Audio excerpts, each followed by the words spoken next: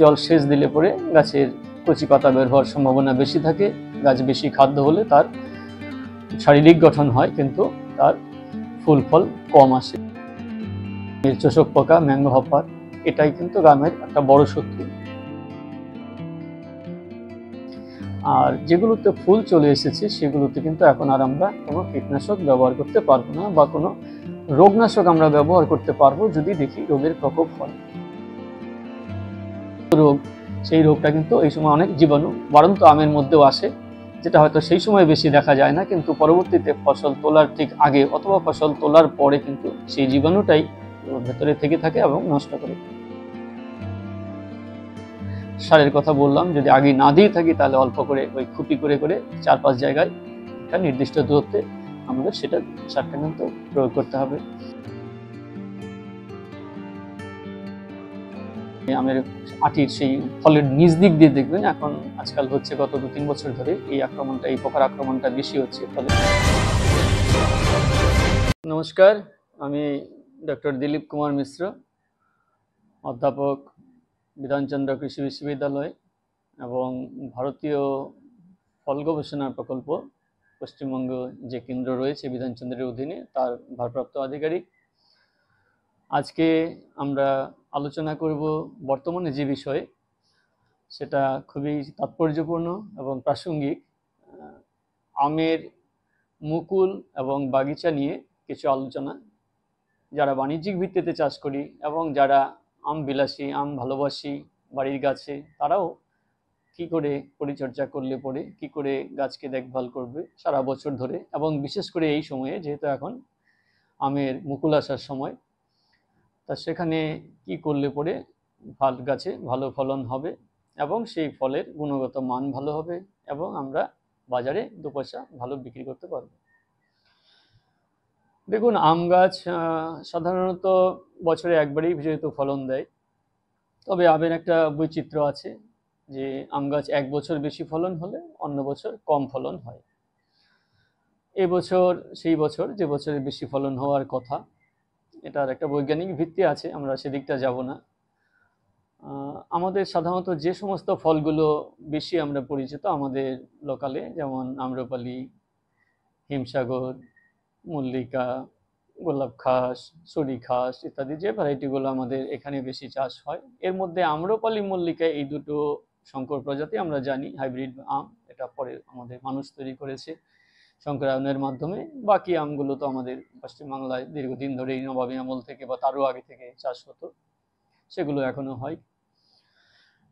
পরিচর্যা বলতে সারা বছরেই কিছু পরিচর্যা করতে হয়, এবং সেই পরিচর্যা যদি আমরা ভালো করি তাহলে কিন্তু এই যে 1 বছর কম হয় 1 বছর বেশি হয়, সেটাও কিন্তু আমরা কমাতে পারি। অর্থাৎ 1 বছর বেশি হলে অন্য বছর কিছু হবে না, অন্তত কিছু হবে, সেই রকম আমরা যদি সারা বছর তাকে যত্ন করতে পারি। সেই যত্নটা খুব বেশি যে ব্যয়বহুল তা নয়, কিন্তু নিয়ম মেনে সেটা করলে পরে কিন্তু যেটা অফ ইয়ার, অর্থাৎ যে বছর কম হওয়ার কথা সে বছরেও আমরা কিছু ফলন পেতে পারি। এবার মূল বিষয়টা যেটা বেশি গুরুত্বপূর্ণ, সেই জায়গায় আসি। এই মুহূর্তে বেশিরভাগ আমের প্রজাতিতে ফুল এসেছে, কিছু কিছু ভ্যারাইটিতে যারা একটু নাবি তারা এখনো আসেনি। যাদের ফুল চলে এসেছে তাদের পরিচর্যা একরকম করতে হয়, আর যাদের ফুল এখনো আসেনি তাদেরকে কিন্তু আরেকটু আমাদের ভাবার এখনো সময় রয়েছে। আমরা জানি যে আমের মুকুল আসার আগেই অন্তত 3 মাস, অক্টোবর পর থেকে নভেম্বর, ডিসেম্বর, জানুয়ারি, এই সময়টা আমরা সাধারণত জল সেচ দিই না। জল সেচ দিলে পরে গাছের কচি পাতা বের হওয়ার সম্ভাবনা বেশি থাকে। গাছ বেশি খাদ্য হলে তার শারীরিক গঠন হয়, কিন্তু তার ফুল ফল কম আসে। সেজন্য এটা ড্রাই রাখতে হবে, শুকনো রাখতে হবে এই সময়টা। আর ফুল আসার ঠিক আগে যে সমস্ত রোগ এবং কীটপতঙ্গের আক্রমণ বেশি হয় সেগুলোর দিকে একটু সতর্ক থাকতে হবে। আমাদের গাছে যদি পোকামাকড়ের আক্রমণ বেশি হয়, সাধারণত গাছের যে কালো এক ধরনের শক্ত পোকা, একটা কালো, যে গাছের নিচ দিয়ে গেলেই হরহরে আওয়াজ হয় এবং গায়ে আমাদের লাগলে পরে অনেকটাই ব্যথা লাগে, এমন একটা শক্ত পোকা, যে পোকাটা আমের চোষক পোকা, ম্যাঙ্গো হপার, এটাই কিন্তু আমের একটা বড় শত্রু। যদি গাছে ফুল আসার আগে ওটা দেখতে পাওয়া যায় তাহলে কিছু আমরা ঔষধ প্রয়োগ করে তাকে কমাতে হবে।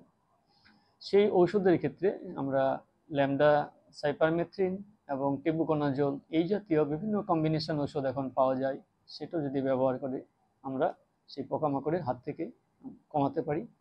এবং যদি একাধিকবার প্রয়োগ করতে হয় তাহলে একই ওষুধ প্রয়োগ না করে সেই কাছাকাছি গ্রুপের ওষুধ অল্টারনেট করে, অর্থাৎ একবার যদি আমি এটা করছি আবার দিন 15 বাদে বা 20 দিন বাদে সেই অন্য গ্রুপের ওষুধ আবার প্রয়োগ করতে হয়, তাতে তার কার্যকারিতা বাড়ে।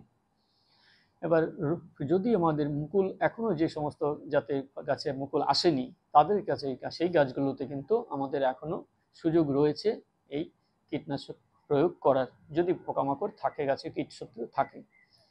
আর যেগুলোতে ফুল চলে এসেছে সেগুলোতে কিন্তু এখন আর আমরা কোনো কীটনাশক ব্যবহার করতে পারবো না, বা কোনো রোগনাশক আমরা ব্যবহার করতে পারবো যদি দেখি রোগের প্রকোপ হয়। যেমন কীটনাশকের কথা বললাম, সেভাবে রোগের কথাও আমরা এই সময় আমি যখন মুকুল আসে, সেই মুকুল আসার যখন ফুলটা ফুটে যায় তার আগে একবার যদি আমরা সেই রোগনাশক ওষুধ ব্যবহার করতে পারি, সেই রোগে সাধারণত আমরা দেখতে পাচ্ছি যে গত 2 দিন একটু ঝাপসা হয়েছে, আবার খবরে আজকে শুনতে পেলাম যে বৃষ্টি হওয়ার সম্ভাবনা, যদি এরকম জায়গা থাকে বা একটু কুয়াশা বেশি হয়, মেঘলা আকাশ থাকে, তাহলে সেখানে কিন্তু এই রোগনাশকের কিছু ঔষধ আমাদের দিতে হবে।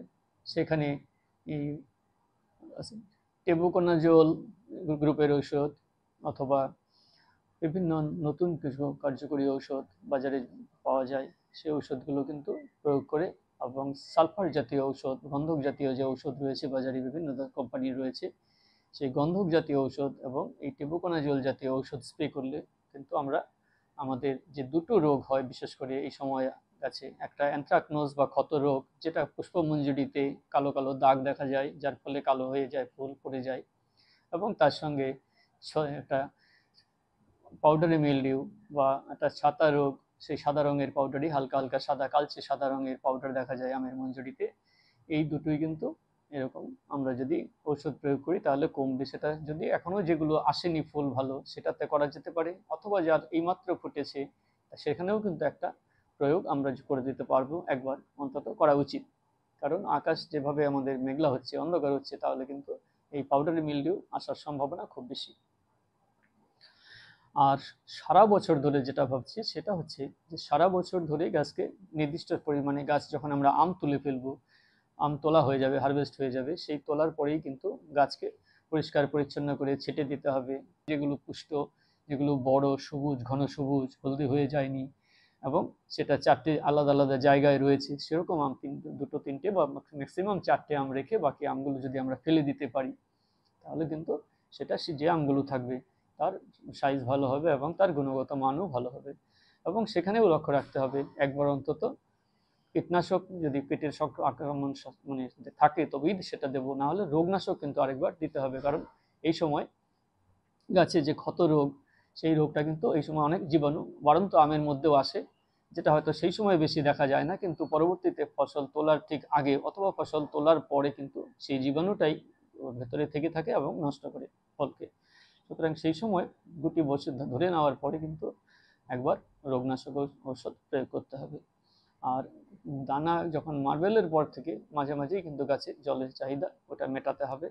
সারের কথা বললাম, যদি আগে না দিয়ে থাকি তাহলে অল্প করে ওই খুপি করে করে 4-5 জায়গায় একটা নির্দিষ্ট দূরত্বে আমাদের সেটা সারটা কিন্তু প্রয়োগ করতে হবে।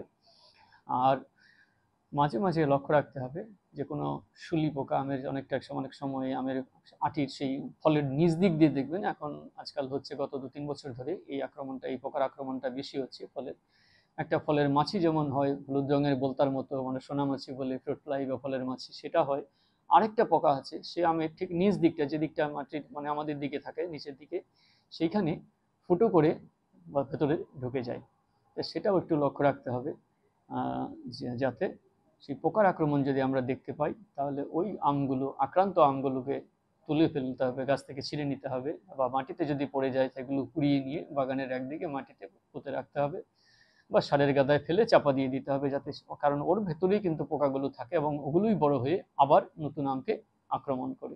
সুতরাং যখনই কোনো কীটশত্রুর দ্বারা আক্রান্ত কোনো আম গাছে ঝুলে থাকে অথবা গাছ থেকে মাটিতে পড়ে যায়, তা আমাদের কর্তব্য হচ্ছে সেই আমগুলোকে কুড়িয়ে এনে এক জায়গায় জমা করে দেওয়া, নষ্ট করা বা সারের গাদায় ফেলে দেওয়া, যাতে সেখান থেকে ওই কীড়াটা আবার গাছে গিয়ে আক্রমণ না করতে পারে, সেই সিজনেও হতে পারে, অথবা তার সংখ্যা বাড়তে থাকে, পরবর্তীতেও সেটা হতে পারে।